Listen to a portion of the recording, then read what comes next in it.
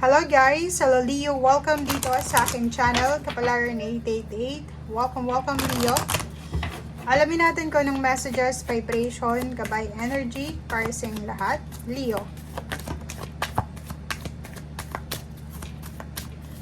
Weekly tarot na tayo, Leo.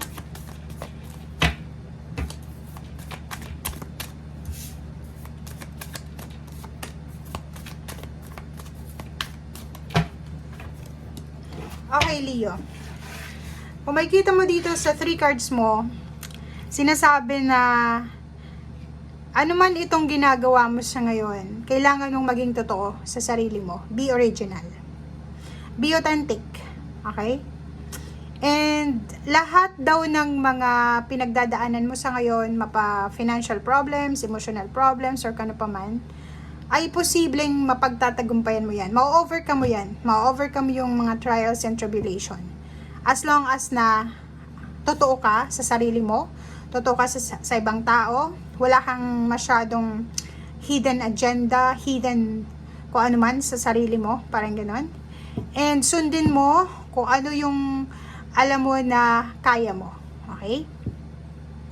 Nandito yung si Angel of Miracles, sinasabi ng barahan na buksan mo ang iyong puso and expect a miracle. So, walang imposible. Sa linggong ito, Leo, if nag-wish ka ng milagro, mapatrabaho man yan, money, relationship, pwede yan na ibigay sa'yo ng ating angels, guides, archangels. So, pwede kang mag-invoke sa mga angels sa ngayon or mag-pray para ibigay sa'yo yan.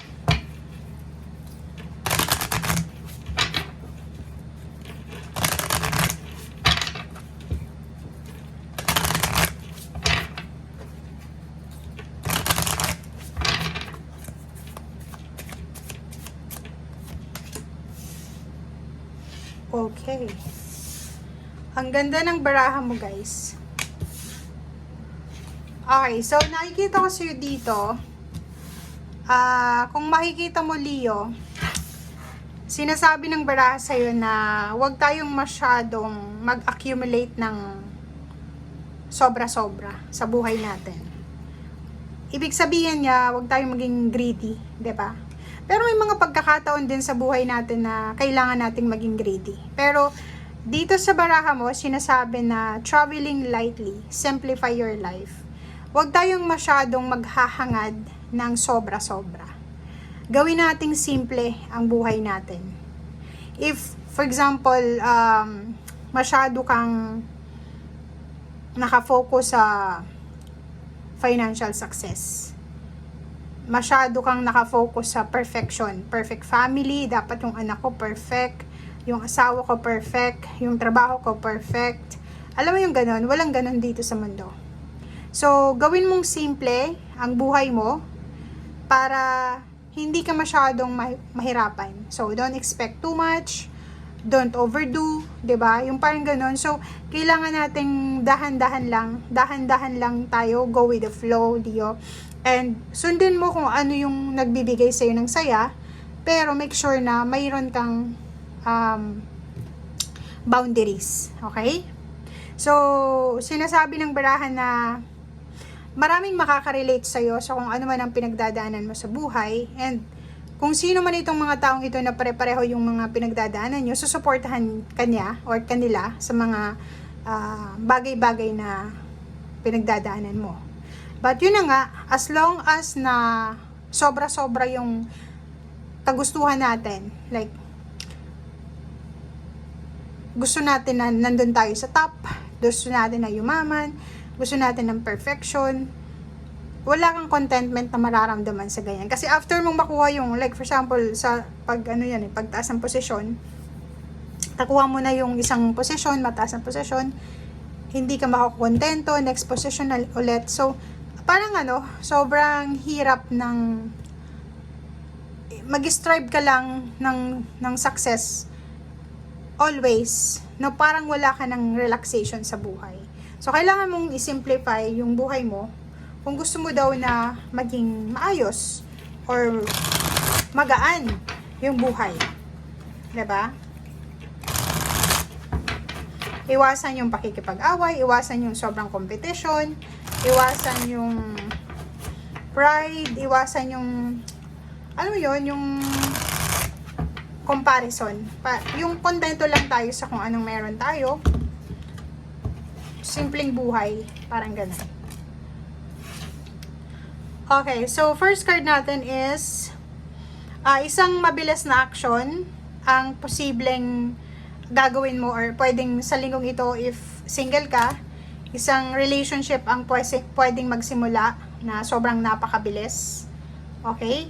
So, yun na nga, relax din pag may time. Bring fun into everything you do.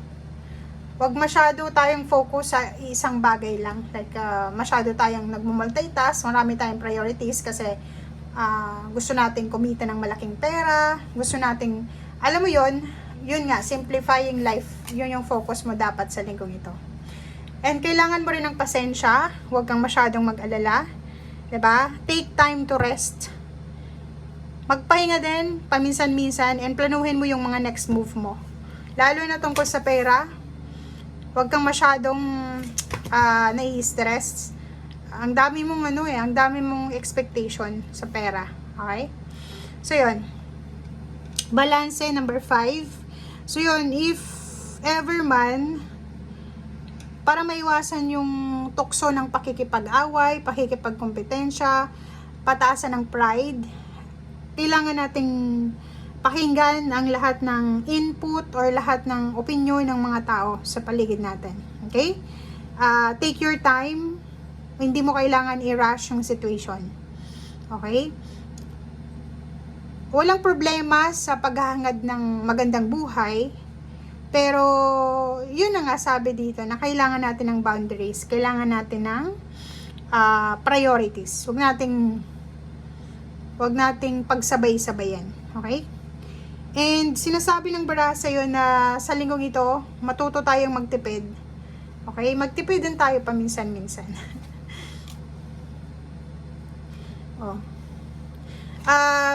Pwedeng mahirapan kang magdesisyon, Leo, sa linggong ito.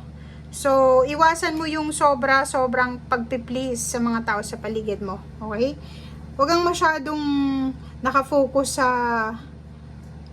kung ano yung sasabihin ng mga tao sa paligid mo. Okay? Kasi matatrap ka dyan eh. Matatrap ka sa kagustuhan ng mga taong yan. Mawawalan ka ng freedom. So, ang gagawin mo, hindi ka makakapag-desisyon ng according sa kagustuhan mo. Kasi, every time kang magde-desisyon, iisipin mo, ano na lang yung sasabihin ng kapitbahay, ano na lang yung sasabihin. So, walang freedom. So, dito sinasabi na, dapat, yung choice mo, is makakabuti sa'yo. Hindi para i-please yung ibang tao. Okay? Last card natin is Queen of Spring. Believe in yourself. Magtiwala ka daw sa sarili mo. Maraming mga tao na pwedeng tulungan ka, and bigyan ng balanse yung work and then home life. Huwag tayong masyadong nakafocus sa trabaho na nakakalimutan na natin na may mga pamilya tayo and may mga physical health problems din tayo. Okay? Thank you guys. Bye!